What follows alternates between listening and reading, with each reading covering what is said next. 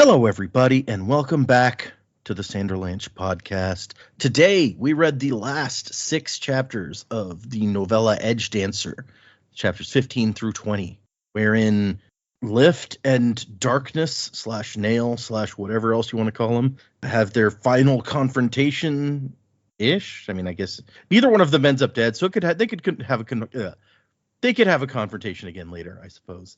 And it all happens, I think, as Joe may have predicted, like amidst the storm. So very dramatic. I'm Data, and with me today is Jamie and Joe. So hang on to something, everybody. The Sanderlanche is about to begin. Watch out because I'm tearing through. The world is turning black and blue. Bursting with color I spin. I'm gliding on a wave of grace. I'm riding, don't you break my pace. Burnt up a highway to heaven, now I'm breaking in. Yeah, just the three of us. Dak's not here today, but he sent us a few thoughts that you'll get to hear in a little bit. So yeah, 6 chapters. We wrapped up this novella. Just a quick 3-episode digression before we get into the next big book. What did you guys think of these 6 chapters? And I asked the question and then immediately say, hold on. Dak did send us, as I mentioned, his thoughts on the chapters. And I think I'm going to put his after Jamie and Joe do theirs. So you will get to hear from Dak a little bit this episode. So go ahead. What did you guys think of these 6 chapters? Yeah, confrontation-ish is probably about right. Did I expect that they would hug it out? No, not really. Yeah, it was definitely getting like that fast pace, running through the halls, and then they figured out who the other Radiant might be. My brain was just going Alamancer. I was like, no, that's not the right one. That would be a surprise.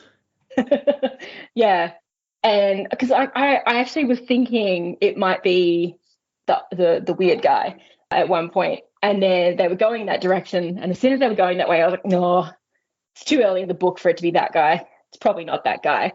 But he had his own interesting things happening, which I did not see coming, and it was really creepy and a bit gross.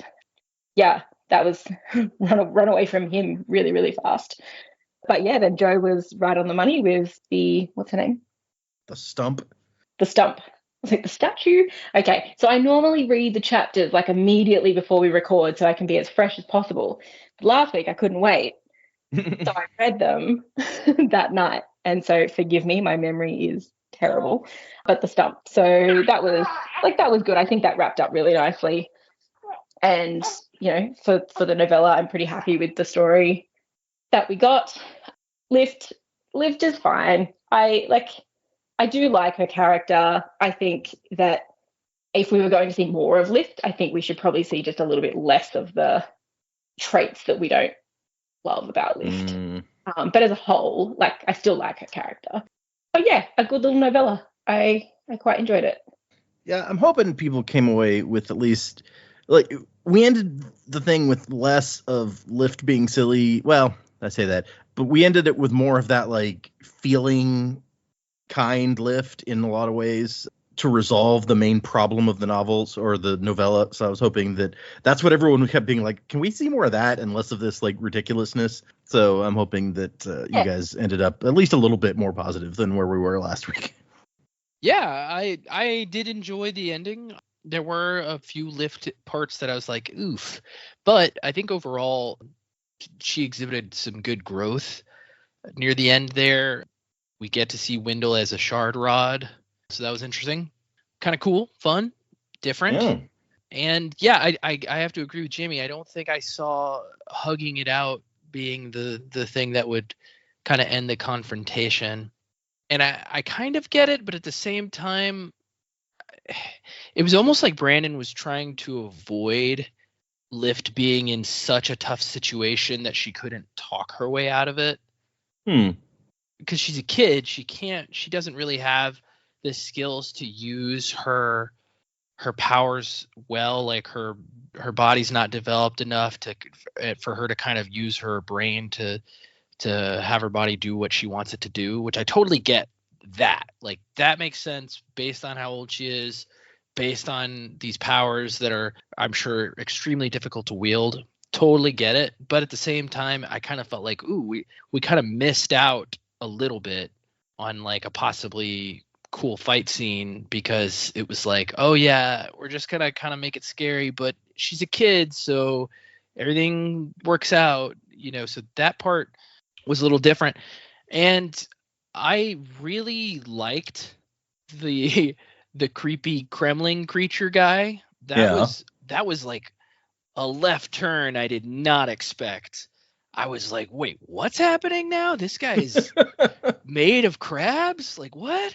So that was pretty cool, I have to say. It I'm sure their powers are not close to being the same, but for some reason that character reminded me of the crystal guy from from the Lost Metal. From the Lost Metal.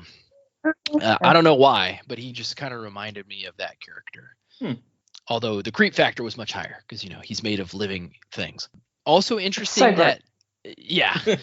also interesting that they're scared of Wendell or don't like Spren or something. That was interesting. It intrigued me for sure. It's kind of a shame that the novella was, we're kind of wrapping it up, because I would have liked to see more interaction with that guy. But maybe whoever they are, because it sounds like there's more of them, and they're watching each of the Radiants we know, because they said them by name or by description anyway. And so maybe we'll get more of that in the coming books. But yeah, definitely a different thing than I was expecting, for sure. When they were like, oh, he's the guy, I fully bought it. I wasn't thinking like Jamie and thinking, no, it's too early for us to know that it's him. I was buying it. I was like, oh, I guess I was wrong. It's that guy. So then when we take a different turn with it, and it turns out he's like a completely different creature, you're just like, wait, what's happening now? So that was pretty cool. But overall, I really enjoyed the novella. I think Lift, for me, she's just not going to be a character that is one of my favorites. And I'm not saying the story was bad or anything like that. I really did enjoy it, but I don't see myself being a big Lift fan in the future if she's in the main books. Unless she goes through a lot of development and changes quite a bit. She's just not my cup of tea, which is fine, Yeah, But no, I enjoyed the end of the little story here. Interesting. I am interested to see how this change. I read the postscript as well, so I am interested to see how this change in Nail affects his character in the later books, because this guy was on a mission, and so like now, having kind of been turned around, I want to know like what does that mean for him? What's going to be the play? Because in our heads we were setting him up to be a major antagonist and to bring Seth into that fold. But after reading this, it's like Seth is having doubts about things, and now this guy has been turned around as well. So like, what does that mean? And so it's kind of a cool setup for things further down the line for us. And I'm glad that you had us read this now, because it would be confusing to go into the next book, and if this guy had some major character development that had happened off page that we didn't really know about, it would be like, wait, what happened? This guy was like, this was the guy. He's hunting down Radiance, and then the next time you see him, he's like not doing that anymore, and we have no idea why. Yeah, I'm like, what's happening? So yeah, it was a good idea for sure to read this now, and it was good. I enjoyed it. That's good. Yeah, there's a lot of interesting bits in here that like Crabman that I will be able to tell you a little more about when we get to that point in the story, because there's stuff that Brandon has told us that I can share with you guys about that. But Lift, like I told you guys when we first met Lift, she's very divisive. Some people love her, some people can't stand her. So it obviously, I think the fandom will be able to relate to you being like, yeah, not my cup of tea. Right? Like, obviously, even within the fandom, a lot of people feel that same way. So, me personally, I like Lift. I don't know that I want a whole bunch more stories that are just all Lift, because she is kind of a lot all at once. But I enjoy when she shows up. So, but I was going to send you guys. I wasn't able, or I was trying to avoid letting you guys see, but these are the pins that came out of like Lift and Wendell And I love it that Lift has her giant like shard fork with pancakes on it, and Oh, Wendell's that's pretty cute. He's fresh. I didn't expect Wendell to look like quite like that. It's cute. he's a chubby little plant guy, and he's holding a chair because he has a garden of chairs. So yes, some of the pins that have come out are spoilers at this point. So I'm like, Yeah. I gotta keep some of them from you. But we've now seen Lift with her shard fork, so that's no longer spoiling anything. A garden of chairs, man. He's sounding more and more like a mad Tea Party character. You see the Mad Hatter? Okay, I could maybe see that. He's not mad. He'd probably be more like a bystander at the party who made all the chairs. He's very put upon attendee of this party. Yeah, he's like, oh, I guess if I have to go. But yeah, I mean, it is interesting to have a novella where Nail's character does this kind of 180. At least it looks. I mean, we don't really know what he's going to take from this. We know that he's like realized he was wrong, but we don't know where that will lead. So then again, we barely even knew his name outside of the book, or I think it was here that we found. I think it was in the novella that we found out that he's doing this because Ishtar told him to like help stop the desolation from coming again. So if we hadn't read this, we wouldn't know any of the reasons why he was doing what he was doing. So maybe if he was doing something different, it wouldn't seem that out of place. I don't know. I honestly can't remember if when I first read these, I may not have read this in between these two. I may have read Edgedancer later on. Honestly, for the longest time, I was a Brandon fan, and I was avoiding the Stormlight Archive because it was just like the one that everyone's like, oh, this one is like this big epic. And I was just like, but I like Mistborn. Like, I don't need to mess with that. And then eventually it was like, I've read all of the books of his that I like 3 times now. I want something new. I guess I'll go read these. Yeah. I mean, look, man, I'll say I'm a fan so far, for sure. Yeah. Well, right here is where we will put in Dak's thoughts. I haven't actually listened to Dak's thoughts yet. He sent me a file, and I haven't. I didn't have time to listen yet. But here's what he thought. Hello, friends. This is Dak. I will not be there this week, so I'm taking the time to record my thoughts on the end of Edgedancer.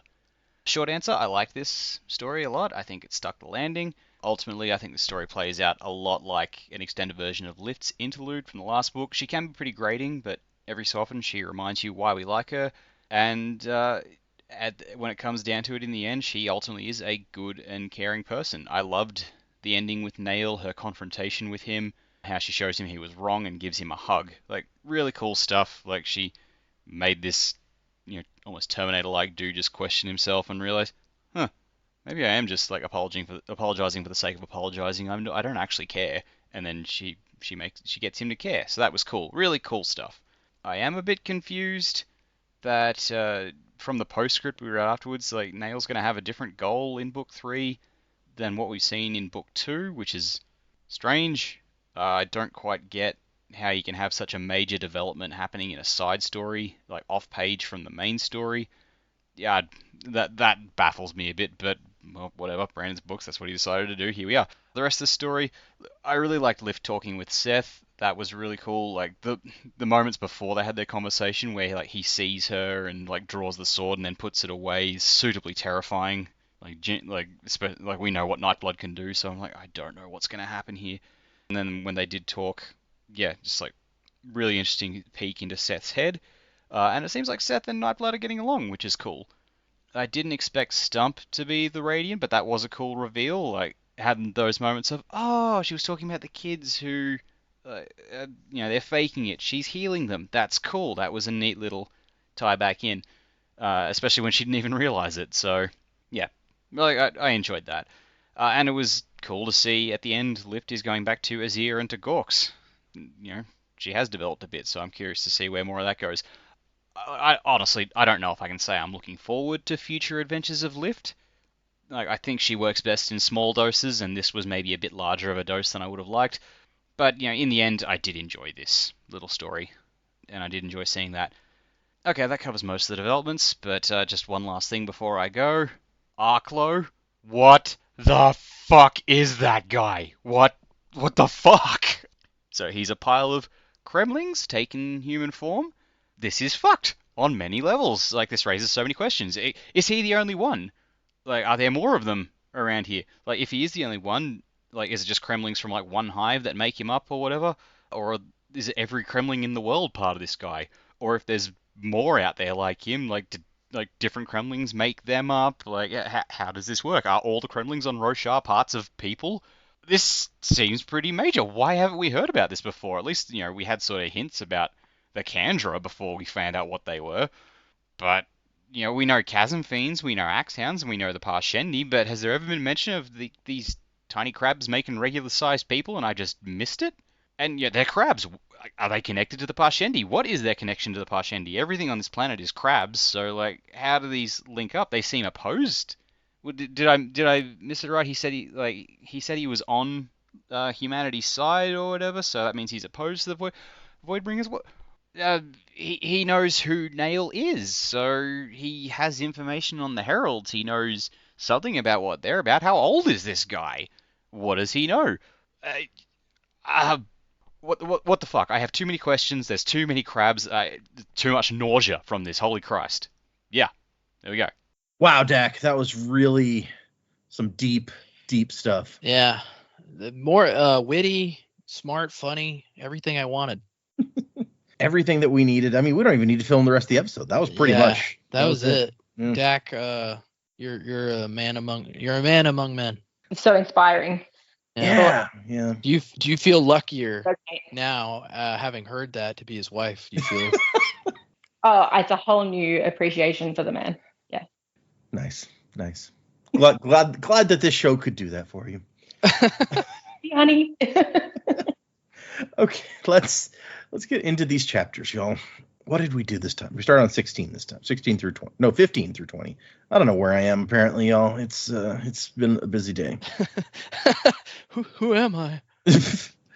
So, at the end of last time, Lift had walked away, and then they got this idea, like, wait, what if they're doing the same thing that we're doing? And she turned around to run back, and we cut to, she has come back. She's talking to the scribe, the one that she keeps calling Fat, who is like, oh yeah, that was like this team in room 232.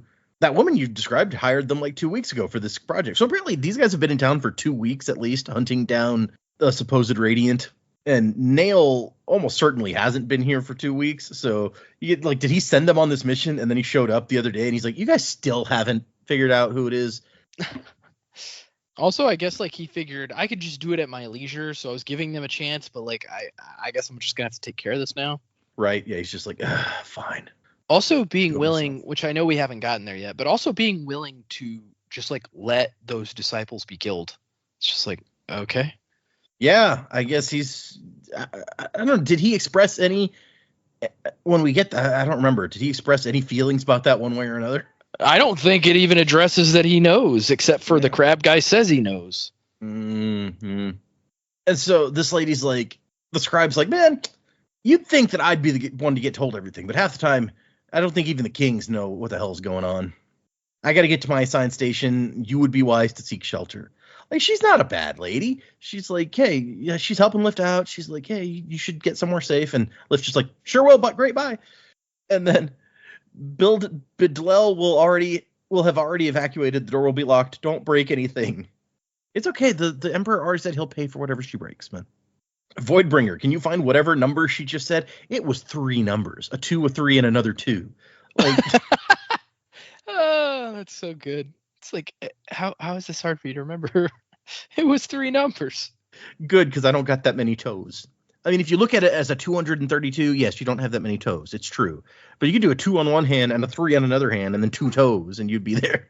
And we've heard that the orders were given to turn the Parshmen out, and she's feeling bad about them. Like, there's not that many Parshmen in the city, but, like, they're just going to be sent out into the storm. That sucks. But then again, they might turn into Voidbringers, so Wendell had implied, and he would know, right?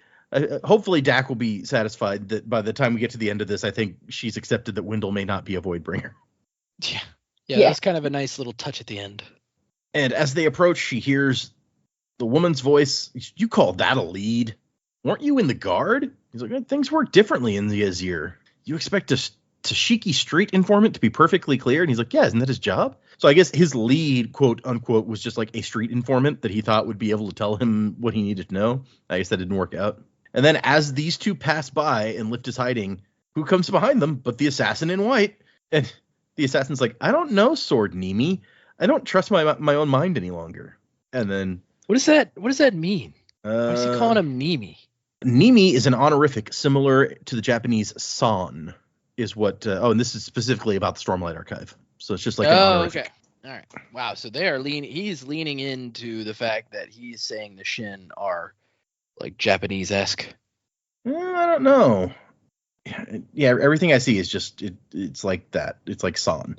So okay, well, there you go. And he pauses for a second as if listening to something. He's like, that is not comforting, Sword Nimi. No, it is not. And so I was like, what did Nightblood say? He's like, if you're crazy, then that means you could just let me kill everybody, or something along those lines. Yeah. Or if you're crazy and become evil, then I'll just kill you and everything will be fine. Maybe Nightblood's like, hey, I'll help you figure out who's evil. And it's just like, I already know better than to trust you. That's not necessarily true. He just met him. We don't know. No, because later he's like, yeah, the sword said you were good. So. And then there's a moment where Lift thinks that he saw her, but then he keeps moving. So it's like, he must not have seen me.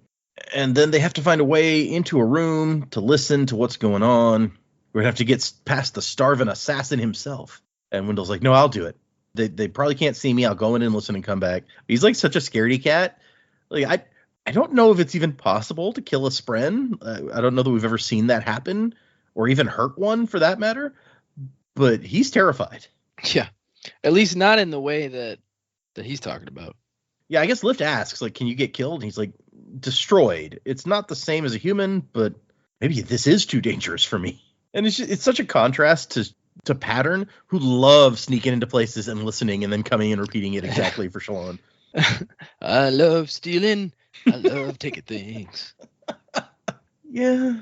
And I love, he's like, look, if something happens, scream as loud as you can. And he's like, right, listen and scream. I can listen and scream. I'm good at these things. And he goes off.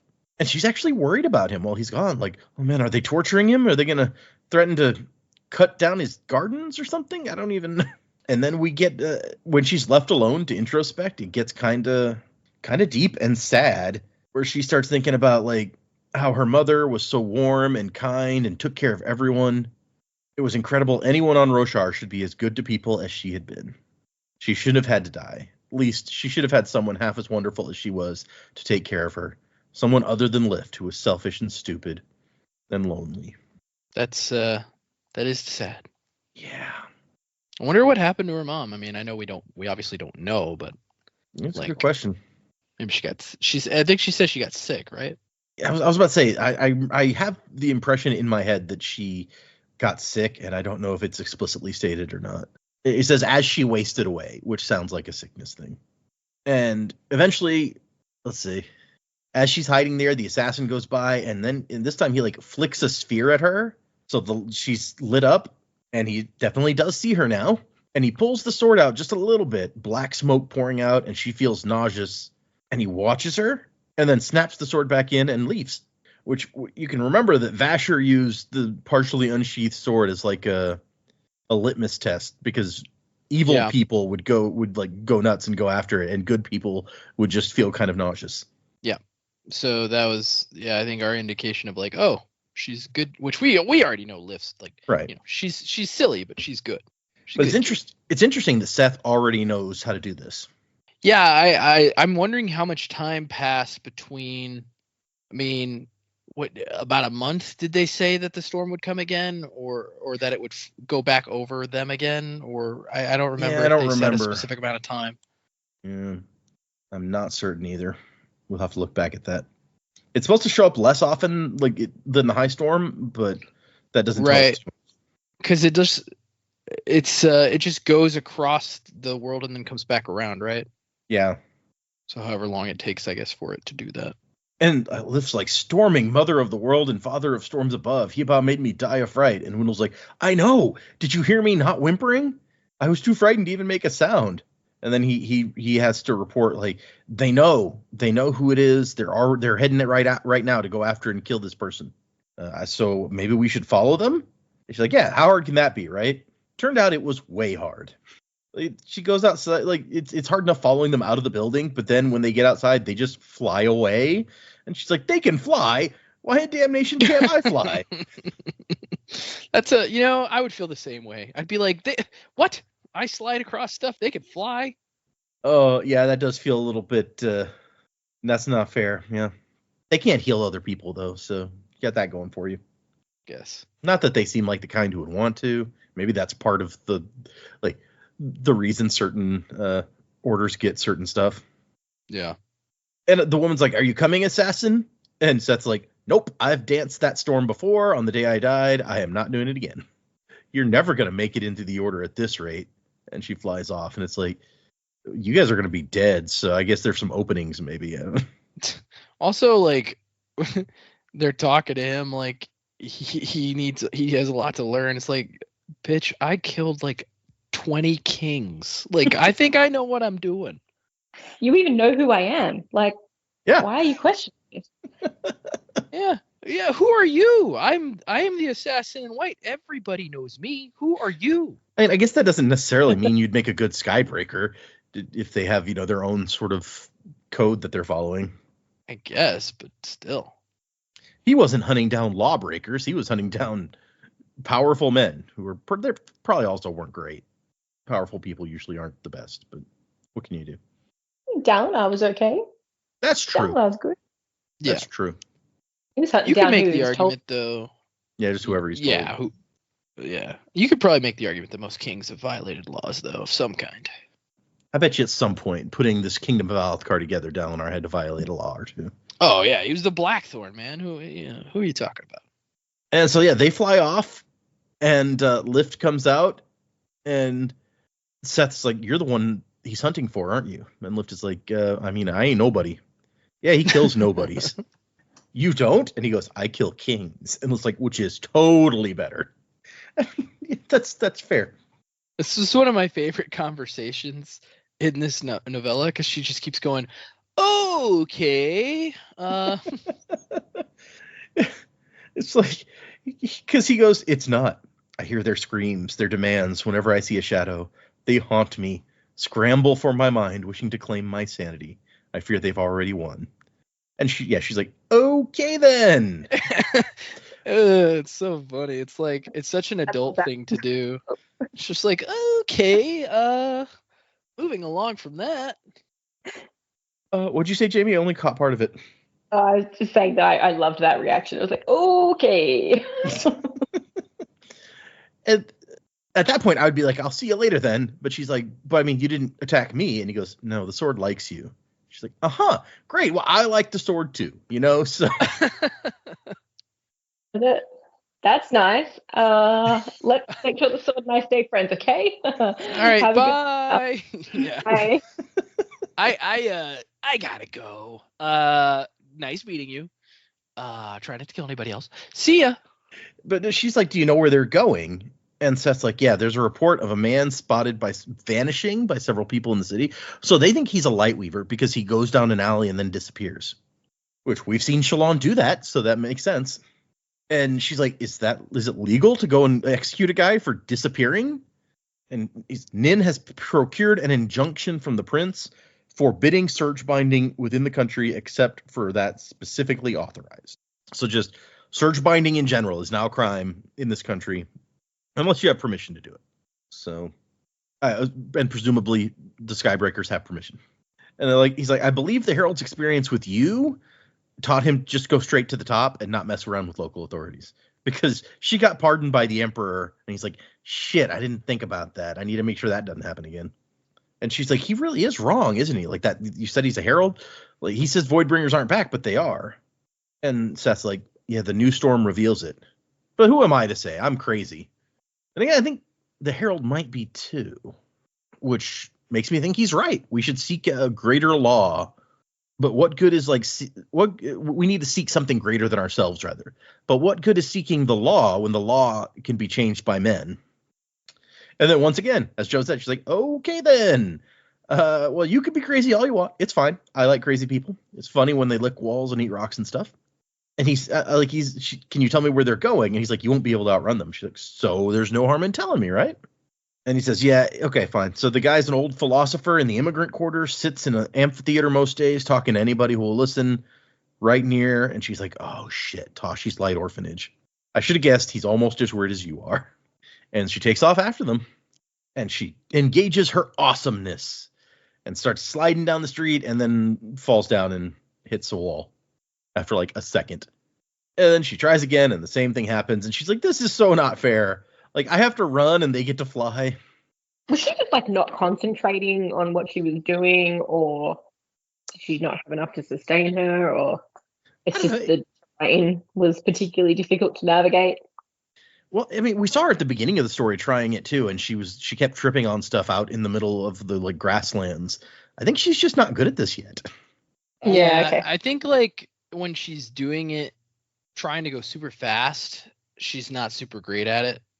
She needs to walk before she can run, you think? Yeah, I mean, because I think when we saw her in the main book, all of the stuff that she was doing was in a pretty controlled spaces. It wasn't like across a long distance and stuff. And I think that's probably what she has more trouble with. Well, in the book, she was also sliding around on her knees, and in this, at the beginning, she's like, "No, I want to like learn to like do it on my feet so I can be all cool." Yeah, that's true. Yeah.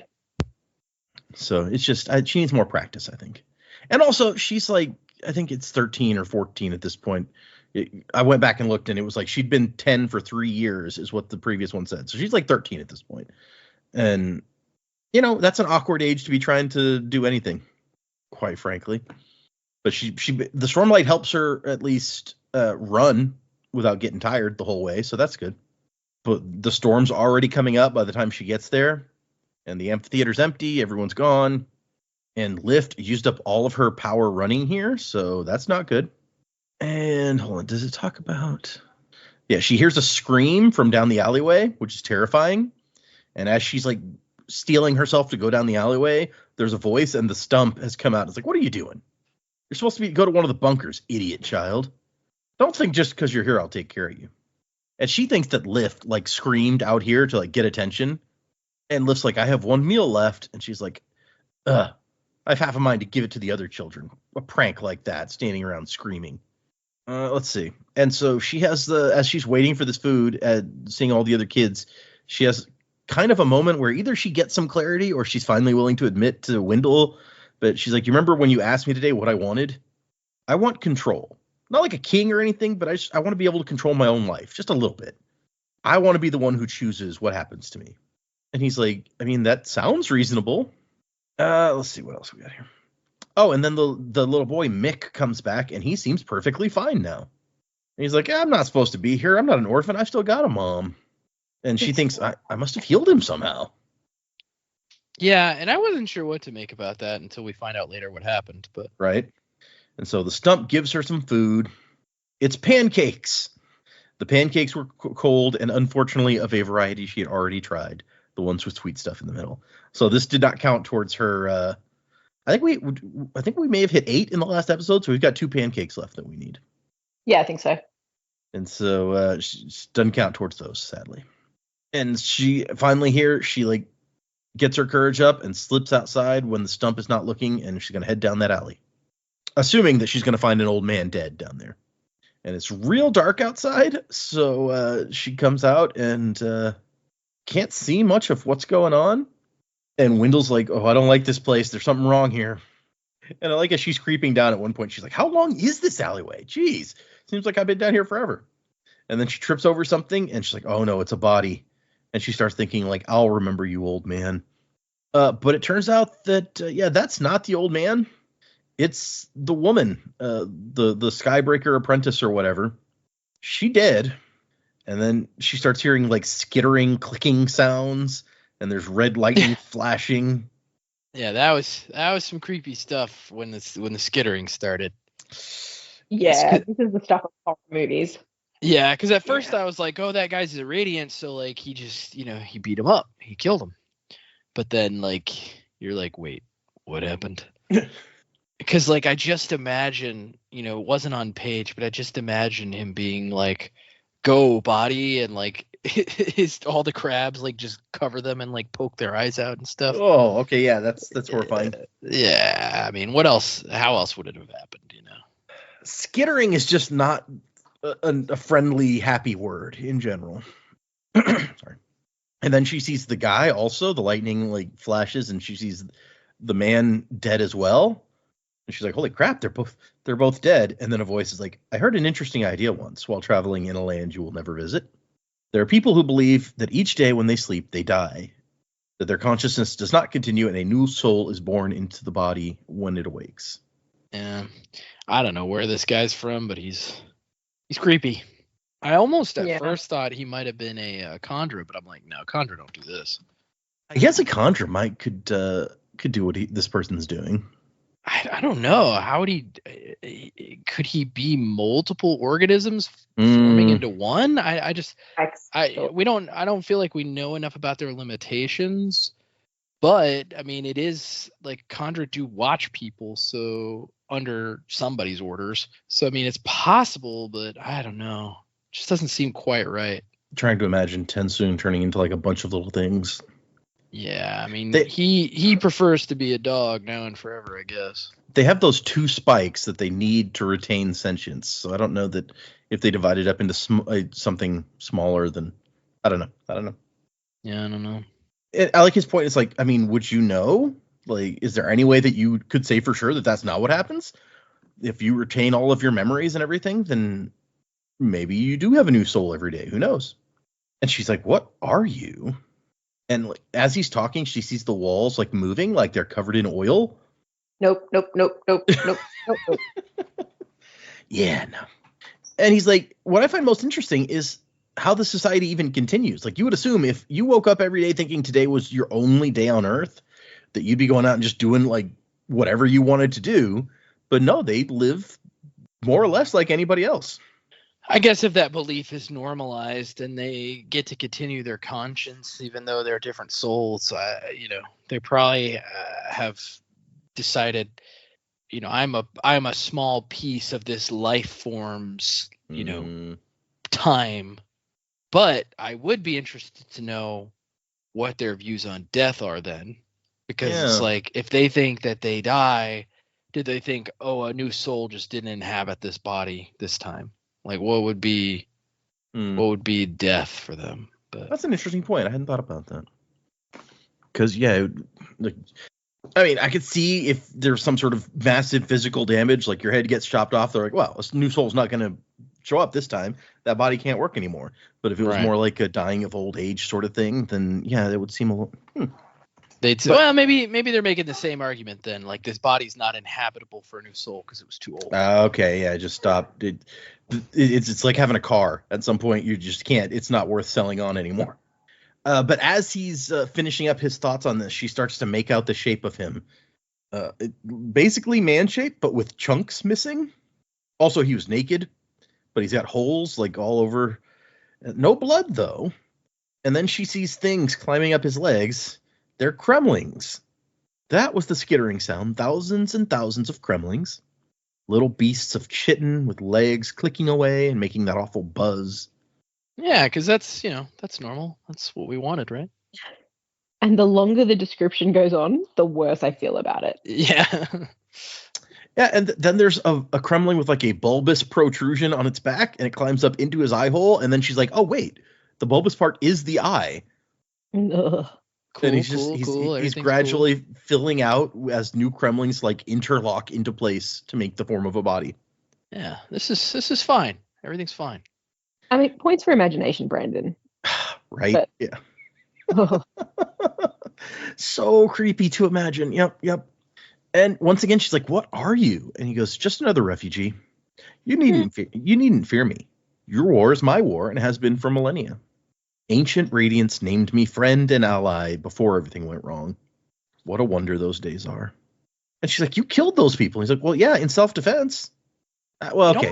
It almost sounds like he's a type of spren, but I don't know. Yeah. Well, he also, didn't he make reference to axes? He does. Yep, we're going to get there in a minute. Hmm. He goes, I guess it wasn't really self-defense. They couldn't have killed me, but They did ask in not so many words for a contest, and I gave it to them. But you did not come for a contest, did you? We watched the others, the assassin, the surgeon, the liar, the high prince, but not you. The others all ignore you, and that, I hazard to predict, is a mistake. So do you guys remember? Sorry, go ahead. No, I was going to say the assassin, Seth, the surgeon, Kaladin, the high prince, Dalinar, the liar, Shalon. That's who I figured those names were attached to. Yeah, I think that makes sense. Do you guys happen to remember another time that we've seen those people referred to in that way? Was it the back of the book? It is the back of the book. The blurb. Yes. So in universe, it's not necessarily this, like, because the back of the book, as I've said, is like an in-universe thing. It's a character in universe saying these things. Not necessarily this guy, but one of these guys. Mm-hmm. One of the other watching guys is who is writing the back of the book things. It's such an interesting notion to even have like the blurb stuff on the back of the book be written by an in-universe character. Like that's just different thinking, I feel like, as far as book design goes. Right. So that's cool, kind of like, I mean, it's a cool idea for sure, but it's also like a nice execution of more in-world stuff. Yeah, and it's I feel like if you did that in another book, it would be a character that you knew in the first book when they're writing this on the back of the book. It's not somebody that we've even met after the first two books who's been writing these things. That's a very long that play. We know of. Yeah, right, yeah. We could have been somebody that we saw and didn't realize, yeah. Okay, so she notes that, like, the Kremlings, when they fit themselves together, you can still see lines across his skin, but they're almost lost in the wrinkles of an aged body. So this guy, it's not even a guy. He's a counterfeit man. Hundreds of Kremlings, like, stacked on top of each other, like 3 raccoons in an overcoat or something. And there's still a bunch more scuttling around on the walls. So, yeah, it's still creepy. 3 raccoons in an overcoat. That's oddly specific. Has she seen 3 raccoons in an overcoat? I feel like it's an illustration I've seen somewhere. And he tells her, if you flee, he will kill the one that you wanted to save. And Liz's like, oh, I'm sure you're fine. And the guy's like, oh, no. Those 2 fools got the wrong one. But Nail, he knows. Now, there's someone else. He stalks them tonight and will complete his task. Nail, madman, herald of justice, is not one to leave business unfinished. And he notes that this is a cool place as he wraps himself in a shikwa again. I have an excuse to cover my entire body so people don't notice. I spent thousands of years breeding my hordlings, and still I can't make them fit together quite right. What does that mean? I can pass for human almost as well as a Sia can these days, I'd hazard. But anyone who looks closely finds something off. So he's spent thousands of years breeding these little crab things to stack up together and make the form of a person almost perfectly, but not quite perfectly enough. And I want to see if we've heard the term Sia before, because I think we have, but I don't remember for sure. So let me look it up. The singer-songwriter Sia? Now I've just got Crabman swinging from a chandelier. Yeah. Head. From the chandelier. Yeah. All his hordlings are the chandelier. Everything is hordlings. Yeah. My whole world is hordlings. Way back in the first book, when we met Axes the Collector, he thinks, here's the bit, perhaps he drew stares because of his blue nails and crystalline deep blue eyes. Amiens, even Sia Amiens, were rare. Oh. Okay. So we took from that Amia, and if you guys remember on the map, Amia is like a little big island thing off to the left side of the continent. But we took from that there's at least more than one kind of Amian, and Axes was a Sia Amian. And so this guy is maybe another kind of Amian. And they're not human?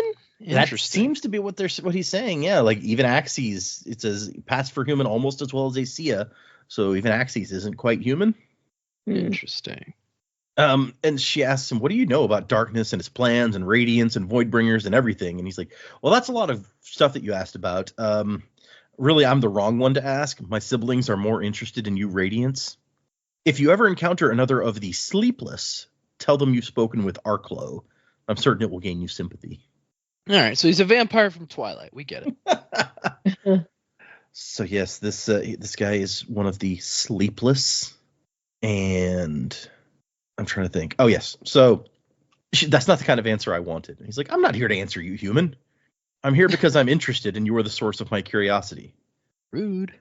When one achieves immortality, one must find purpose beyond the struggle to live, as old Axes always said.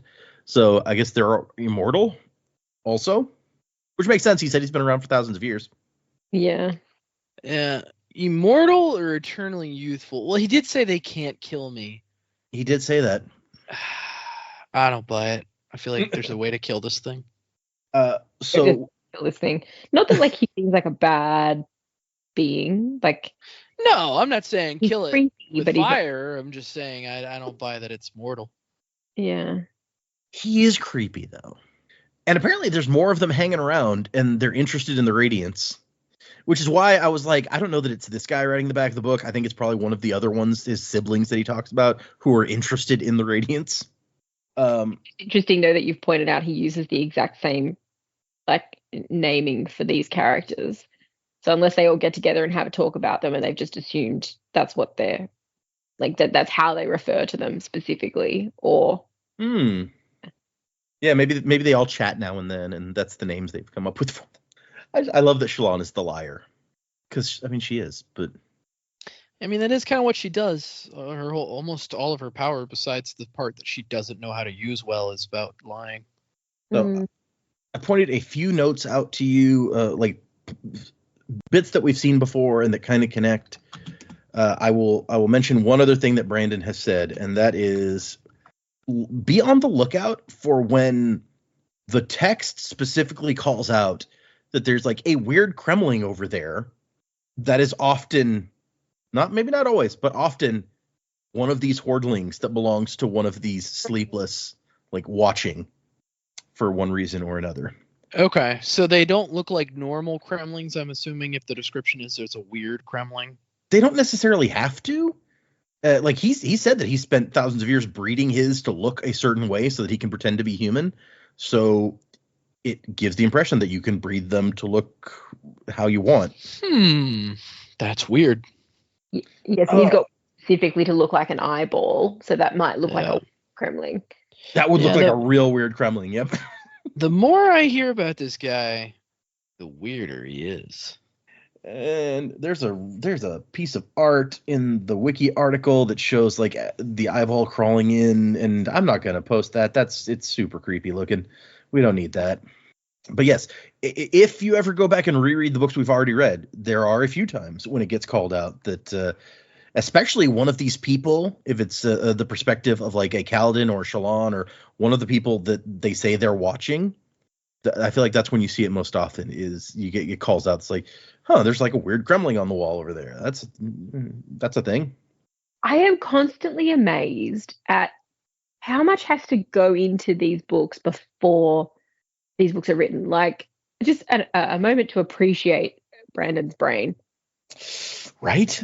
Like, to bury things like that, like there's a weird Kremling there. Like, did he already know there was the Kremling man? Like, how can you build this? And I realize, like, you don't write a book from start to finish and go, there's my finished product, and you go and put things back in. But just the amount of creativity and visibility of future planning that goes into these before, like, he hasn't finished the series. Right. Look at how much is already planted in there to go back and get these little gems that he's planted through the story. Like, just a moment to just go, it's amazing. Yeah, the amount of foresight involved, which, I mean, he's obviously a very character-driven author, it seems, and so I wouldn't be surprised, which Data may have some insight into this if he's listened to, like, lectures or things that he's given, but I wouldn't be surprised if he's just one of those guys that sits and writes down a bunch of cool character ideas and then builds his story around those cool characters he wants to introduce. Yeah. I know a lot of authors do that, right? They'll write like a book of characters that they're like, I want to have this kind of character and this kind of character and this kind of character. So, do you have any insight on that, Data? What his process is when he's writing stuff like this?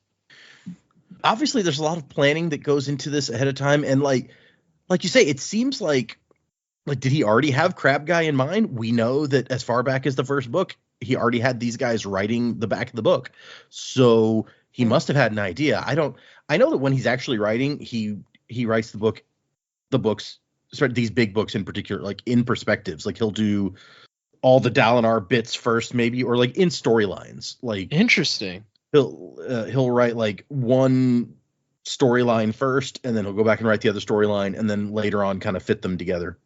Wow, that Yeah. is an interesting way to do that.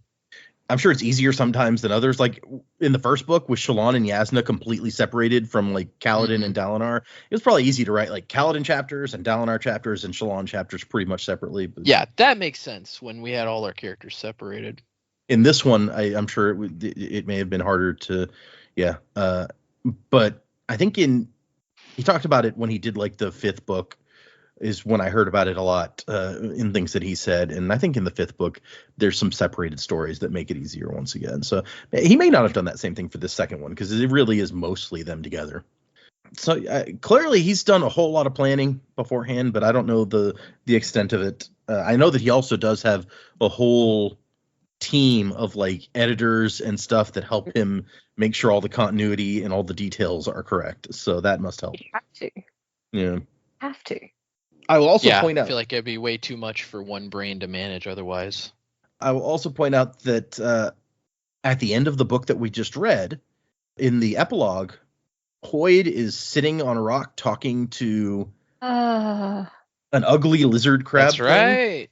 Yeah. Yeah. And I believe Brandon has confirmed that is in fact a Hordling, and whether or not Hoyd knew that what or who he was talking to, I don't know. I feel like he had to know. He's like, okay, weird lizard thing. I know you're belong to somebody. Like, chill out, bro. Yeah. Oh. It seems like something he would know. You would, yeah. You would think, right? But yeah, so stuff to look out for on reread if you're ever doing that. Sorry, where were we here? Oh yeah, she's talking to the guy. You seem to have found a purpose in talking a bunch without being helpful to nobody, she says. I'm helping with far more than your little personal problem. I'm building a philosophy. You see, child, I can grow what I need. Is my mind becoming full? I breed new Hordlings specialized in holding memories. Do I need to sense what's going on in the city? Hordlings with extra eyes or antenna to taste and hear can solve that. Oh, Given time, I can make my body nearly anything I need. that's so weird. Right? Yeah. I wonder how far that extends. Like, can he breed Hordlings to help him understand a language by making them a new piece of brain? Like, how does that work? Or is the brain the thing that doesn't change? I don't know. It's weird. Yeah, that's an interesting. Like, could you breed? He can breed more that specialize in holding memories. So could you breed more that specialize in like that other specific mind work? Like, I need to see an infrared. I'll evolve a piece of brain that helps me, or like I need to echolocate like a bat. I'm going to evolve a thing that sends out those echoes and a piece of brain that interprets them when they come back. Yeah. I know Kung Fu. Like he could do it all, like the Matrix. He tells her that Darkness is hunting who he's looking for right now. He will know that his minions have failed. I'm glad my minions never fail. But I treat my minions nicer than he does. And so he's like, oh, you want me to tell you some information? Well, what are you going to give me? And she's like, what if I've been lying all along? What if I'm not strictly awesome? What if I don't know what to do? He's like, well, instinct will guide you, I'm sure. But that's been her problem. She's not sure like what she's supposed to do. What if instinct doesn't guide us? What if everybody's frightened and nobody has the answers? I left Azir because I was afraid. Came to Sheik because that's where my starving feet took me. But tonight, I decided to be here. Like, she's coming to some realizations about herself. And he's like, what's this nonsense? How does this help me? And that's when she puts it together. I didn't heal that boy. The stump is trading for spheres because she needs infused ones. Probably because she feeds on them without realizing it. She's healing these kids. I like how there's a moment there where Crab Guy's like, hey, this is about me, not you. Right? I love it's like she doesn't realize she's healing them, so she thinks the kids are faking it when they show up. Like they're just coming to get food. And then he sighs, like, you didn't help me at all. Whatever. We'll speak another time. Like Nail, I am not one to leave tasks unfinished. Yeah, exactly. So she's going to go in and try to save the stump. And she finds the door has been cut down, probably by a shard blade, given what it looks like. And she hears the kids whimpering inside. And Wendell's like, you can't fight him. And she knows. There are words you must speak. And Lift shouts, darkness, the one they call Nin or Nail, Naku the judge, I am here. And he shows up upstairs. I'm surprised to see you accept judgment. Yeah, the day the Almighty was handing out brains to folks, I went out for flatbread that day. But I got back when he was handing out looks. What kept you? And I like she's like, the insult had no effect, though it was one of her favorites. It's like a Pokemon attack. It's like Leer. It's like, it's ineffective. Oh no. Lift used burn. It was ineffective. Yeah. It had not no very effect. effective. Oh man, Lift. That actually was a good joke. I like that joke here where she's like, oh man, that's one of my best insults. And he didn't even flinch. Wow. And I do like flatbread. Yeah, And they sort of start mixing it up a little bit. She's trying to avoid him, and he's trying to hit her. And he says, "You're an insult to the order you would claim." And she's like, "Sure, probably." Storms, Yeah, I'm cool. I'm an insult to my own self most days. And he goes, "Of course you are." And then, wait, that sentence had no meaning. And she sticks out her tongue at him. "Mistress, do you have a plan?" And she's like, "I can make Stormlight." Yes, baffling but true. Well, he can't, and spheres are red because, spheres are rare because it's been a long time since we had Ice Storm, and even that surprise one, most people didn't stick out their spheres to be recharged. So she's going to try to run him out, basically. Run out his Stormlight when she can keep making more as long as she gets food. And he's like, "I'm sorry that I have to do this," Darkness says. "Once I would have welcomed you as a sister." And she goes, "You're not really sorry, are you? Can you even feel that anymore?" And he stops and thinks about it. And he's like, you know what? I can't. I finally released myself from the guilt I felt from doing my duty. Honor has suffused me, changed me. It has been a long time coming. Great. So you're like some kind of emotionless friend now? And Wendell's like, hey, that's insulting. Thank you, Wendell. Very helpful. No, I'm merely... Shut up, Voidbringer. I'm a man perfected. Men need light, child, although we are in darkness. To feel guilt at following a code with precision is wasted emotion. And she's like, oh, but other emotions aren't a waste. There are many useful emotions, which you totally feel all the time. He's like, of course I do. And then he starts thinking about it again. And she tries to make a break for it. He grabs a knife and slams it, not into her, but he catches her clothing and pins her to the ground. And she's like, oh, I can't slip out of that. Damn it. Clothing, my one weakness. And then as he's about to kill her, the stump shows up and hits him with a big piece of wood. Leave my kids alone, you monster. That's bold. Man with a shard blade, and you're taking him on with a piece of wood to protect kids. Respect, Stump. And he hurts her, knocks her down, and he tells Lift, like, hey, she's still alive, but she's bleeding and unconscious. She doesn't know how to feed on Stormlight in this state. She's too new. He's trying to, like, bait Lift into getting closer, because Lift has managed to slip away from the knife thing that had her trapped. And Lift says, I don't know what to do. And Wendell says, say the words. And she says, I said them in my heart. And then thinks, but what good would they do? I can't beat him. I've got to change him. And then she thinks, she's been thinking this whole time about listening to people and what difference that can make. And now she thinks, I need to listen. And she moves forward. And as he's gonna kill the Stump, he's like, oh, you're going to leave her to die. And she moves in and blocks the blow that's coming with her weapon, a silvery rod that glowed in the darkness. And Wendell goes, ow, in her head. I assume it doesn't really hurt. I think Wendell's just a whiner. But you think you can fight me, child? I who have lived immortal lives. I who have slain demigods and survived desolations. And she says, I will listen to those who have been ignored. What? I heard what you said, Darkness. You're trying to prevent the desolation. Look behind you. Deny what you're seeing. The red lightning. There's Parshmen out there who've been thrown out of the city, and you can see their eyes glowing. He goes, no. An isolated event. Parshmen who had survived with their forms. She says, "You failed. It's come." And it says, strangely, something within him emerged. He drops his sword and he thinks, Jezreel, Ishar, it is true. I failed. And he starts weeping. I failed weeks ago. I knew it then. Oh, God, the Almighty, it has returned. And she says, I'm sorry. And he looks up at her and says, you actually are. I wasn't always like this. I am getting worse, aren't I? It's true. And she goes, I don't know. And he goes up and just hugs him. And it says he clung to her, this monster, this callous thing that had once been a herald. He clung to her and wept in the storm. Then he pushes away from her and flies off into the sky. Yeah, a little anticlimactic, a little bit like, okay, what? But, I mean, I kind of get it. I like the way that he takes... he thinks that we would be expecting a big fight, although I don't think there's any way Lift could have won a fight with this guy. Yeah. No, I don't think so. But he's using like the thematic nature of each of these different orders and what they do, like what their specialty is, to help them resolve each issue. And I think that works. It's illustrated really well here, where she takes this guy who might be an unbeatable opponent in most cases, and through the thing that makes these edge dancers special, like resolves the situation. And we cut to chapter 20, I think that's our last chapter, yeah.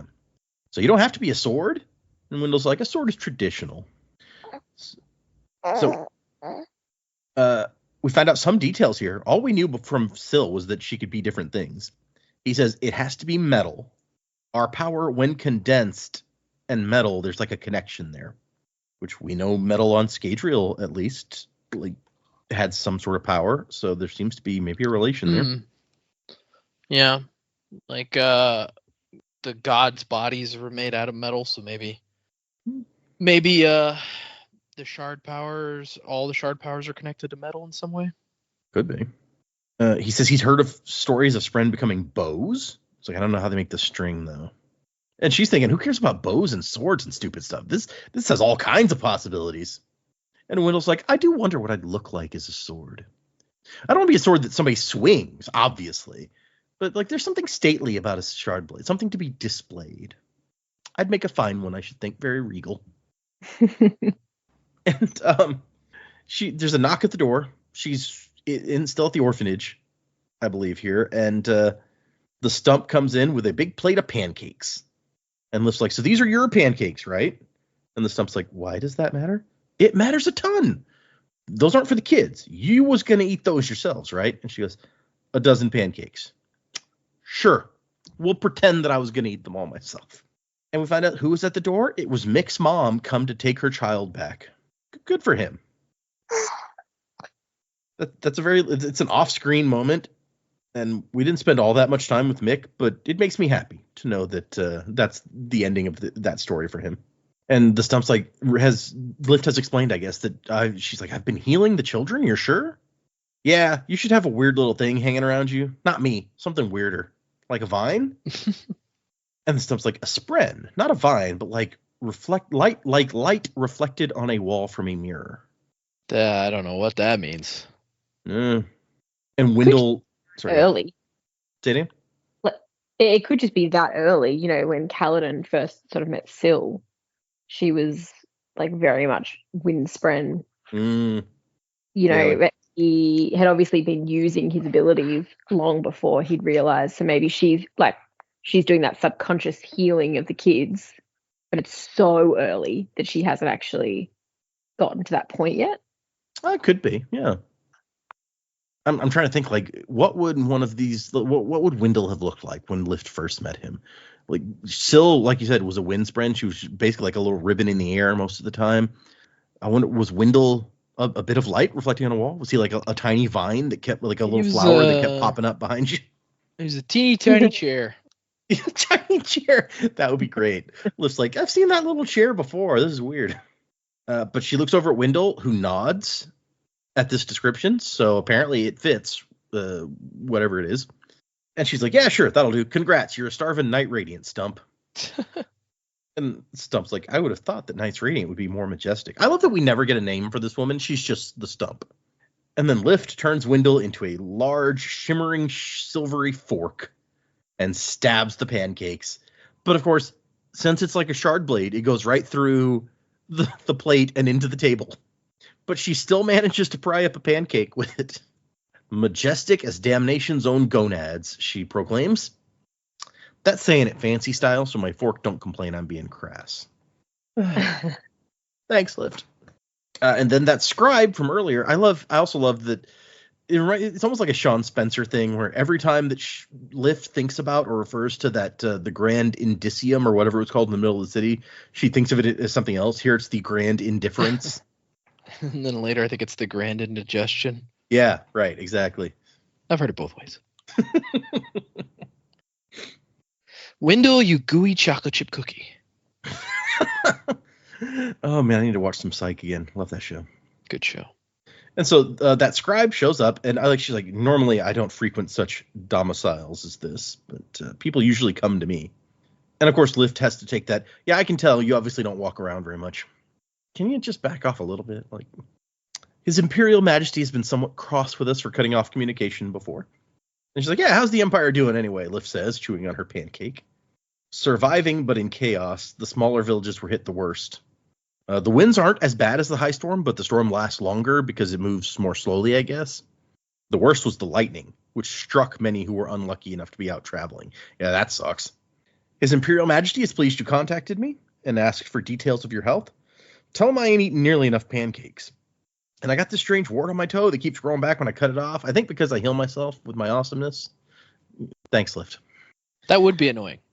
And then she communicates to Gox, yeah, I found another Radiant, only she's real old and kind of looks like an underfed crab without no shell. And she looked to the stump and shrugged in a half apology. Surely she knew. She had mirrors, right? Well, it's just... See, this is that Lift that you're like, I don't know that I like you that much, Lift. Yeah, we got some good Lift time where we're like, oh, there's some character development, some growth. And then now we're just like, okay, back to insulting everyone for no reason. But she's actually kind of nice and takes care of kids. And then there's a whole thing where she talks about how, like, if we fight the Voidbringers, she can stare at them in a real mean way, and then they'll break down and tell her about the time they ate all the cookies and blamed it on Huisi, the girl who can't talk right. And then it says, Huisi snored away. She deserved it. So, okay. That's very Simpsons, actually. It's like, blame it on the guy who can't speak English, but that's neither here nor there. And so this pancake has a real thick, almost mealy texture. And she's like, all right, that's 9. So there, that's her 9th. What's the last one? And the stump's like, what do you mean the last one? There's 10 kinds of pancakes. That's why I came to this city. I've had 9. What's the last one? And they don't even have to ask, like, well, which ones have you had? Because obviously if she's eaten 9, they're like, oh yeah, the 10th one is dedicated to Tashi. It's more a thought than a real entity. We bake 9 and leave the last in memory of him. And Lift does not. So you're take telling it well. me? No, she's like, you're telling me the 10th pancake's metaphorical. What the hell is wrong with you people? That's good, Randall. Okay, Wendell, where'd that Skybreaker go? He's gonna hear about this. He lets you off on the whole money laundering thing on my insistence, but when he hears you've been lying about pancakes, I might not be able to hold him back. And then she says she's got to go to the bathroom, and she goes downstairs and just slips out into the city. And it's time for us to leave. And Wendell's like, oh, this is how it's going to be, isn't it? We're just going to wander the world, never putting down roots. But it makes sense that the guy whose plant would want to put down roots somewhere. And Liz says, you know what? I think we might wander back to Azmir this time and the palace. I figure that nobody knows what they're doing in life, right? So Gox and the Dusty Viziers need me. I got it figured out. You've got what figured out? Nothing at all, she says with confidence. And then as she starts to leave the city, the guard captain is back on duty dealing with refugees again. And Lift pulls a pancake out of her pocket. And she thinks, this woman got visited by darkness because of me. That's a debt. Tosses the woman the pancake, which was more of a pan ball at this point. But what are you going to do? And then she stops and starts healing the wounds on the refugees. And as they leave, Lift says a better night might just stay and heal everyone. And Wendell's like, that's a big project, maybe too big. And Lift goes, and too small at the same time. And as they head away. And Wendell's like, I was a very regal fork, wouldn't you say? Dude, very vain also for a Spren, I have to say. You know, Wendell, it's strange, but I'm starting to think you might not be a Voidbringer after all. That's the end of our story. And I will touch on the postscript just enough to note that Brandon says that he's grooming her for a larger role in the future of the series, Lift. But he knows that by the time she's a main character, she'll have sworn several oaths, and it feels wrong not to show the readers the context of her swearing those oaths. So that's why we get these little bits of Lift, is to show her growth when she is not going to be a main character for a while. That's all right. Like, it's a good way to do it, especially if you know you want someone to show up later. That's not bad. Just pepper them throughout the story. Yeah. I like that. That's a good use of the interludes, I feel like. And also, Nail was going to have this big change, and he's like, it felt wrong to have him do that off screen. So use Edgedancer to fix both those. We kill two birds with one stone there. Yeah. And I also like that he's like, part of why I love writing Lift is I get to slip character growth and meaningful moments into otherwise odd or silly sounding phrases, such as like the way that she says she's been 10 for 3 years, and which can be foreshadowing with a laugh, which then develops into the fact that she actually thinks her aging stopped at 10 and has good reason to think that. So yeah, I guess it does. I hadn't thought about it that way really before reading that, but we find out in this novella that she has a reason to think that she shouldn't be changing. So it recontextualizes that earlier thing where she says, I've been 10 for 3 years. Yeah. The original plan for the novella was 18,000 words or so. It ended up about 40,000. Oh, well, that just happens sometimes. I like how he knows himself well enough to be like, yeah, well, what can you do? What are you going to do? Yeah. So that's Edgedancer, and that is going to move us into Oathbringer for our next thing. So let me tell you guys the chapter titles in Oathbringer. Oh, wow. We're going to do predigments from chapter titles already? And we'll move into predigments. Yeah. Oh, dude, I have no idea. I'm just going to say that right now. Don't know. So we've got the prologue and the first 3 chapters of Oathbringer is what we'll be reading. The prologue is called To Weep, and then the first 3 chapters. Chapter 1 is Broken and Divided. Chapter 2 is One Problem Solved. And chapter 3 is Momentum. And actually, chapter 3, Momentum, is our first flashback chapter. So we're getting right into the flashbacks on this one. Oh, boy. Yeah. So, yeah, upon hearing the chapter titles, I still have no idea.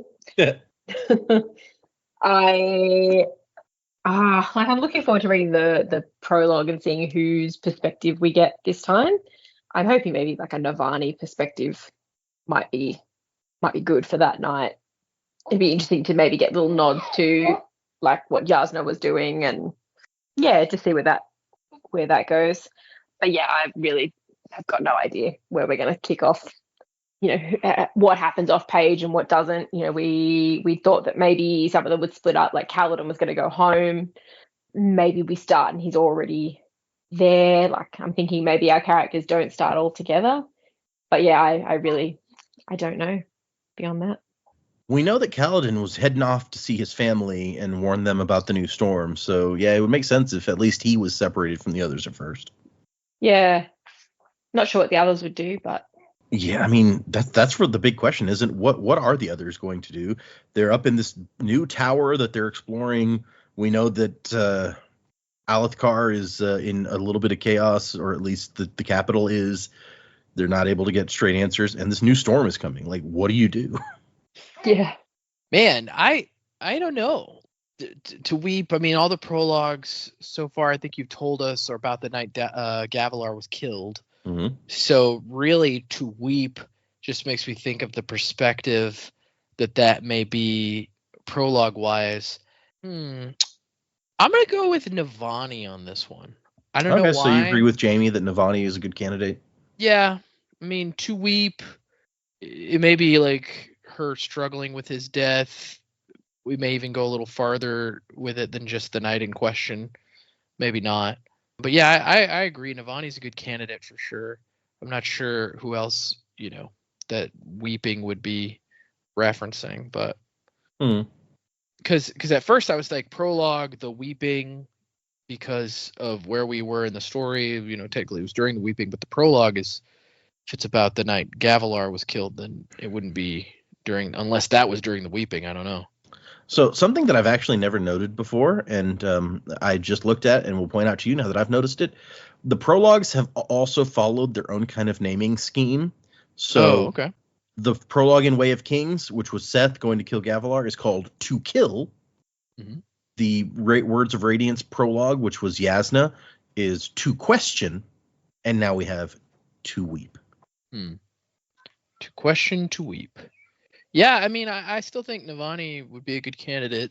Maybe Dalinar too, but I think either one of those. Dalinar's passed out drunk on the floor for most of that the events. Yeah. So That's true. That's a good point. That's a good point. Could be a very short prologue if it was Dalinar. That's Yeah. true. Yeah. He's like, they signed the treaty. I got real drunk. That's the last thing I remember. As far as the rest of the chapters, I mean, yeah, I would like for us to just kind of get with Kaladin back home.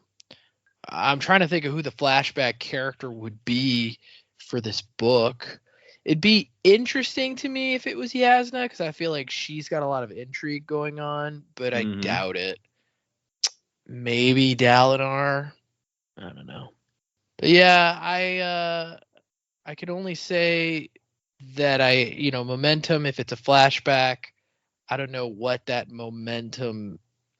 momentum is a reference to. If it's a Dalinar flashback, maybe like the momentum of conquest. Like they had to keep momentum going to unite all the high princes and stuff. Oh, okay. It'd be really interesting if Gavilar was the flashback guy being dead. But, Oh yeah, that could be interesting. We really don't know that much about him. We've heard like other people's perspective on him a lot, but we don't know much about him. Yeah, I mean, other than the fact that he, kind of changed after reading The Way of Kings, and that, at this point, I would almost have to say he was probably a Radiant. Like something tells me he would have had to have been a Radiant because of everything going. Maybe not, but I don't know. Something about that makes me think that maybe he was. Okay. Yeah. But, well, no, because he had his own shard blade, huh? Yeah. He did. That's true. Yeah, so he probably wasn't a Radiant because he would have heard screaming and all that stuff. But we know that he was getting visions because, Graves mentions that they know the name of the Everstorm from his visions. So yeah, so maybe he was going to be the one that the Stormfather bonded to, but then he died. I don't know. But anyway, that I kind of went backwards there. I started with momentum. What were the other two chapters? Broken and Divided is chapter 1, and One Problem Solved is chapter 2. Broken and Divided seems like kind of the state of the kingdom, with them having, they're on the tower, the giant tower thing in Urithiru, and they're having problems like back home, their cities rioting and all that stuff. And they just don't have good things going on in other places. That would be my guess based on that and kind of where we were in the story. Yeah. And then One Problem Solved, that seems like it might be a Shalon chapter, like she's working on stuff, or maybe even an Adolin chapter, like somebody's working on stuff. Oh yeah, do we know the perspectives for this part? Oh yeah, I can tell you that. Why not? We usually do that. So, perspectives: Dalinar, Shalon, Kaladin, and Adolin. Yeah. Nobody unexpected. Could be Shalon or Adolin, but I feel like it's probably one of them with the One Problem Solved, trying to figure stuff out. Shalon seems like a more likely candidate to me, but like I don't know what that problem is. Don't know. Right. Yeah. Or if it's Adolin, he's like, I solved the problem. I killed Sedatus. That was a big problem that he solved. Hopefully it doesn't create some other problem. Oh, I think it'd be silly to think that it wouldn't create it. But anyway, it's good stuff. But I'm excited to get into it. Okay. Good deal. Yeah, I mean, it's hard to predict right here about the stuff showing up in the book that we haven't started yet, but I think you guys had some decent ideas. All right, let's move into. We don't have any new patrons this week. Let's do a couple emails, and we got like more time than usual, I think, to start with emails because we didn't have much predictions, and Dak isn't even here, so that cuts it down by a third already. So let's do a couple of these emails. The first one we have is from Joe. I assume not the Joe. No, not me. I have never emailed the Sanderlanche podcast at gmail.com. But if you want to send us an email, that's where you should send it. So it says, hello. Sorry, the title is Caught Up After Listening for a While. Hello, Lore's brother, Luke's Hoth co-pilot, Michael Myers' niece, and Grey Hulk. Grey Hulk Joe, I guess. Grey Hulk is Joe Fixit, I believe. Interesting. Yeah. Very comic book, a lot of pop culture references, I guess, which Yeah. is what this show's all about. I like it already. I will say, just as a side note, because the guy's name is Joe, it made me think of this. So I went to a chiropractor to get some stuff looked at, and the chiropractor's name is Joseph. And when he met me, he was like, "Oh, I'm Dr. blah, blah, blah. You can just call me Joseph. Your name's Joe? Is your full name Joseph?" And I was like, "No." No. And I could tell he was kind of disappointed, and I felt bad, but like, no, it's just Joe. It's true. Which, that is a little unusual. Not a lot of people are just named Joe. But Do you guys watch the Michael Myers movies, Jamie? Are you a fan? I don't think I've seen them. Okay. yeah, is he talking about Jamie Lee Curtis, No. the actress? Or the character? That was my first thought too, but no, apparently, because I think Jamie Lee Curtis plays his sister, if I remember right. Well, only that's not canon, but yes. Oh, okay. So apparently his niece is named Jamie Lloyd Okay. in the movies. I've only seen Not the spelled first like one, our Jamie, but which is good, and I've seen a couple. I saw one more, I think, but I haven't seen most of them. so there you go.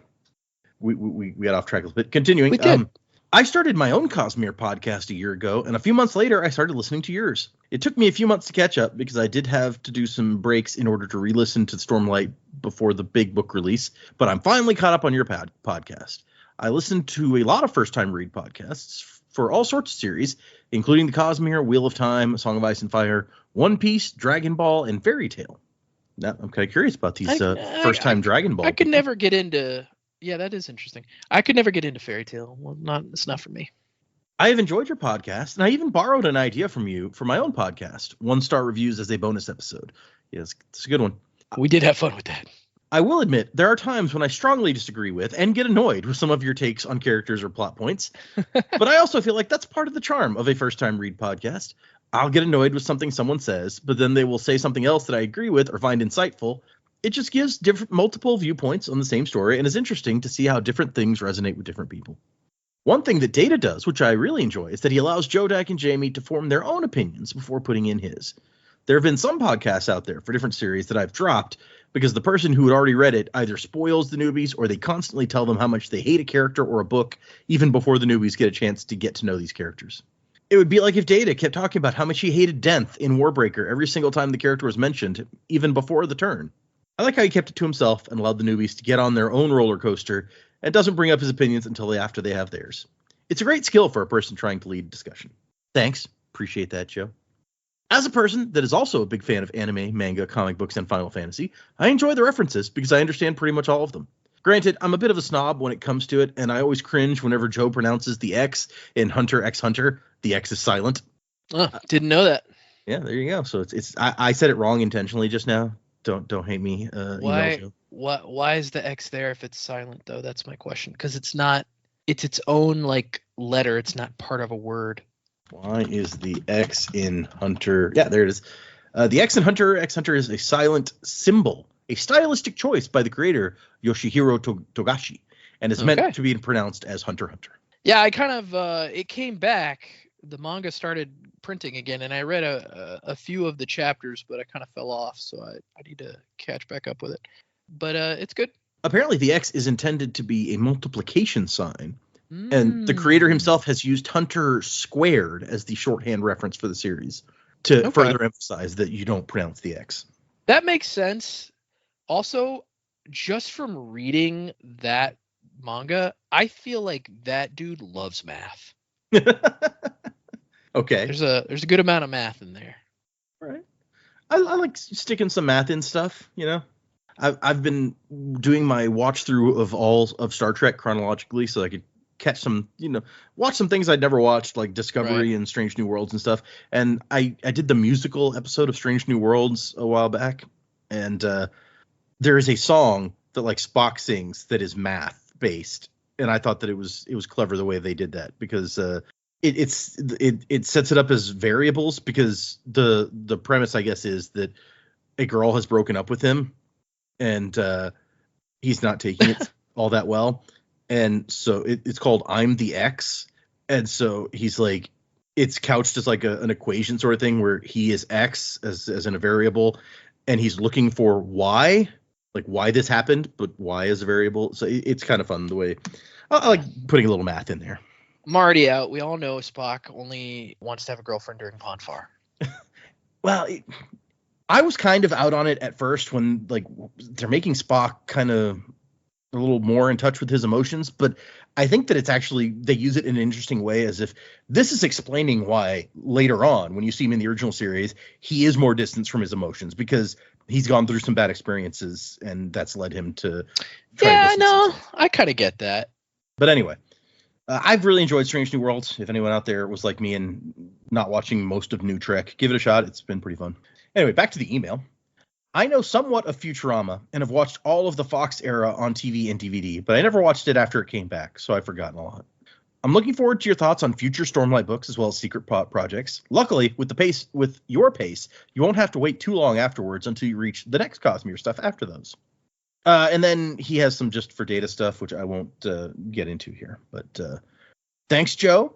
And it looks like his podcast is called Cosmere Chronicles. So if someone wants to check that out, I think I listened to the first couple episodes of that a while back, and I'm bad at staying into and following podcasts regularly because I just have so much going on. But check that out if you're interested. We've had people in our Discord recommend it. We have a whole channel in the Discord for recommending other podcasts. And when it started out, they were like, are we allowed to talk about it? Like, there's some channels for Discord servers for podcasts where they're like, don't mention other podcasts, basically. And I'm like, no, like, making this, like, the Cosmere podcast more popular, that's good for everybody, you know? Yeah, sure. That sounded sarcastic. I did not mean it that way. Okay, that was Joe's email. We got a follow-up email from Adam, who last time we read his email was talking about Kaladin and Moash, and it got us into an interesting discussion that actually people in the Discord really appreciated, and we got some comments in other places that they kind of appreciated your take on Moash the last time we kind of had that discussion about it with the emails. But Adam wrote back after that episode to say, I feel like I need to make clear what my issue is with class dynamics in the Moash Kaladin story. I don't disagree with what the crew says about his motivations and his hypocrisy in not going after Rashon. However, my point is the narrative implies something problematic by framing the story and the parallels in the way that it does. I don't think it was Brandon's intention to say that the oppressed taking violent action against oppressors is wrong, but the fact that it's so easy to read it that way is an issue. It's not that I think Moash did nothing wrong. Anyone who says that is either willfully misreading or trying to get a rise out of you. But the choices Brandon made in telling the story rubbed me the wrong way. That is actually a thing I've seen online. People like, Moash did nothing wrong. Those guys are crazy. I think it's safe to say we don't agree with that. Yeah, I think the Sanderlanche's official podcast stance is Moash did do some stuff that was wrong. So, okay. Thanks, Adam, for a little additional clarification there. Let's see. I think we have time for one more. Let me find a good one here. Oh, we haven't heard from Angela 2 in a while. Angela sent us an email. Rocking Stormform is the title. Hi, Sanderlanche crew. Sorry it's been so long since I've written. I haven't had much to contribute as I enjoy the Stormlight series, but it's not my favorite, and I have such a hard time tracking everything that goes on in it. You guys may, I'll pause. You guys may be relating to that. Having to go through it so slowly just makes tracking it harder. Yeah, I mean, I don't ever feel lost, but at the same time, it's not super easy to keep track of stuff, especially all the names. Yeah. Like Dak's really good at it. I'm sure because he likes a lot of epic stuff, like reading Game of Thrones and stuff. But like he'll remember names. That I'm like, dude, I don't know how you remember that. I didn't remember that guy at all. Yeah, Dak's pretty good. His recall is pretty good. Yeah. She goes on. I will say that listening to the podcast has helped to me with that, as it's reminded me of things I've forgotten about and give me more explanation or context as I listen to Wind and Truth. I've fallen slightly behind in listening as I'm a curling junkie and have been watching the Canadian Scotties and Briar instead of listening to podcasts while I work. But I found this podcast is a perfect distraction while I'm at the gym and gives me something to focus on and laugh about instead of wondering why I thought training for my black belt was a good idea. Hey, you go, Angela. Get that black belt. Yeah, get that black belt. That's awesome. Yeah, good on you. I want to thank whoever it was who threw out the idea of the Parshendis singing Thunderstruck as they lined up for battle. It's my new favorite headcanon, and I was giggling at the idea so much I received several eyebrow raises from people around me. Yeah, I think that was mine. I'm a big Thunderstruck fan, and so is my 2-year-old son. Well, there you go. I can see a 2-year-old loving that. Yeah. Oh yeah, he calls it the drum song. He likes drums a lot. Data, congratulations on making it so far into the podcast before dropping a spoiler, and only by a podcast or two at that. There have been so many moments throughout the whole show that would have been so easy to spoil, and if I was in your place, I'm sure I would have. Being able to keep track of what the rest of the crew knows and separating out what you know as you talk about it is an impressive feat. Wasing to the time of next, Angela 2. Good to hear from you again, Angela. Glad you're working on something like a black belt. Man, I wish I had the time for something like that. Goals. Yeah, right. I think there's too much Data's awesome email going on today. Just saying. You can never have too much of that. Glad to know Angela's still out there, though. Yeah, that's awesome. She was, I think, one of the first people to ever email us. Yeah. Like, there was another Angela who was first. Angela 2 came not long after that. Right. Yeah, no, I love hearing from people that have been listening so long. It makes me feel like, hey, we still got people that, like, you know, they're hanging out. They're still around. Yeah. Keep coming back for more. Okay, we got a couple. We've actually pared it down now. We've made it through most of our emails. Just a couple left in the box, and we'll save those for a different time. But thank you guys. If you want to send us an email, the address is thesanderlanche@gmail.com. You can find us on Instagram and Blue Sky and Patreon, where my reactions to Wind and Truth, as I read it for the first time, are still going up. I've been doing one a week. And there was a whole lot of those. Let's see how many are left. There is 30 items, so 30 weeks worth of that left. If I continue at a rate of one a week. How did you divide that up as far as what you were going to read? Was it locations, and did you use the same ones that we use, or no? What? I was a little lazier on that, and I just did like 3 chapters, Okay. 3 chapters at a time. When I get towards the end of some of these books, I've been doing 3 chapters for every book pretty much. When I get towards the end, and like, you know, with the Brandon books, the chapters start getting shorter towards the end generally. I might reevaluate if the episodes coming up like way shorter than the other ones. I'll be like, well, maybe we'll move to like 4 or 5 episodes or chapters an episode if they're getting that Right. short. But generally 3. That makes sense.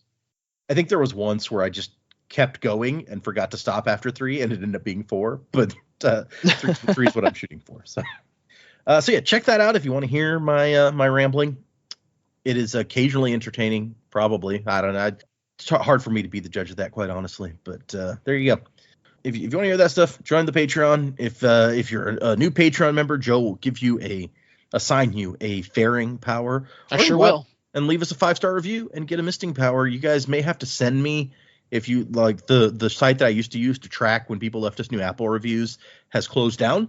And so I don't get those notifications anymore. So if you leave a new Apple or anywhere 5-star review, shoot us an email, thesanderlanche@gmail.com, to let me know. Send a little screenshot, and we will get you your misting power. That might explain why we've tapered off some on the mistings the last little while, because that stopped. But so if you're listening to this and you know you've submitted a 5-star review and we haven't talked about you on the podcast, because Data's very good about like saying when even before we start the show, like, hey, we got one of those today. So like, if you haven't heard yourself yet and you know you did it, send it to Data.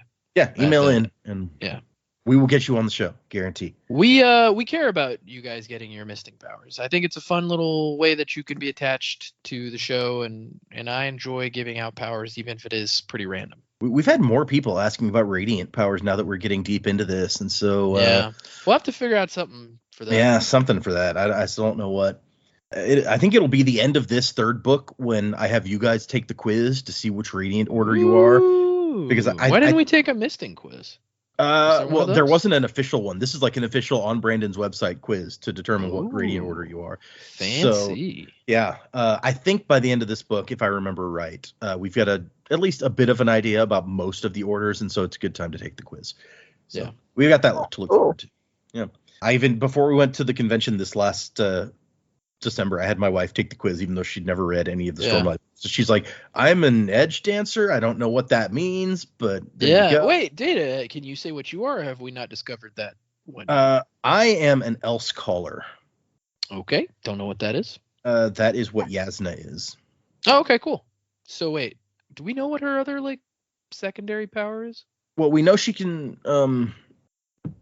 what you call it? I know what you're saying. Soulcast. Yep, that. But I don't know if we know what her other one is, actually. That's a good question. I mean, okay, so at the end, the epilogue, when she shows back up and Hoyt is waiting for her, he's like, "Did you have to else call so far out in the middle of nowhere?" Mm, So that seems like maybe it's related to her thing. yeah. Well, soul casting seems to give you like at least more access to the cognitive realm. Yeah. But maybe some level of, yeah. But maybe, I mean, you obviously know, but I'm just pontificating. Maybe your secondary power has an even stronger connection to the cognitive realm, because she seems to kind of know her way around a little bit more, but maybe not. I don't know.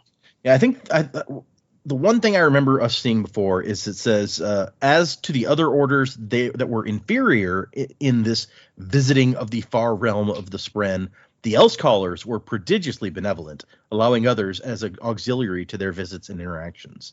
Mm-hmm. And it also says the Lightweavers and Will Shapers had some affinity for the same, but neither were the true masters of that realm. So I think the implication is that the Else Callers are kind of the masters of visiting the Spren realm. Yeah. Cool. But yeah, so we will get there for you guys eventually. I mean, Oathbringer I have scheduled out at, what did I say? It was 39 weeks, so it'll be a little while. Oh man, But, yeah, it's almost a year. But yes, we will get there, which I guess is a good time to go into. Remember, we're going to do the prologue and the first 3 chapters for next time. So if you're following along, those are the ones to read.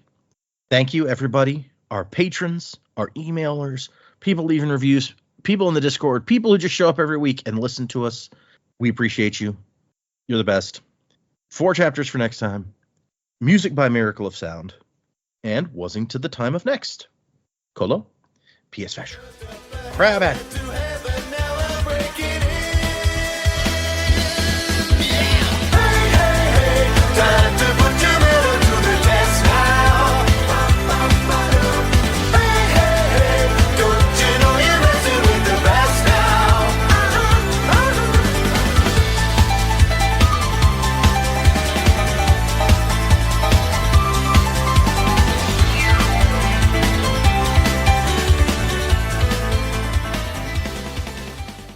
You gonna address the Dax not here? Yep, I will have to do that. Usually I do that right then, huh? And I forgot. Yeah, that's why I was like, oh, you just went into it. Yeah, let me let me do a quick take on that, and then I can cut it in later. No, it'd be funny. It'd be funny. You just don't address it. It's like Nobody yeah, ever mentions that Dak isn't on the episode. he's not in the show. He's not on the show anymore. Yeah, it's really awkward, and so we're just gonna pretend that no, that's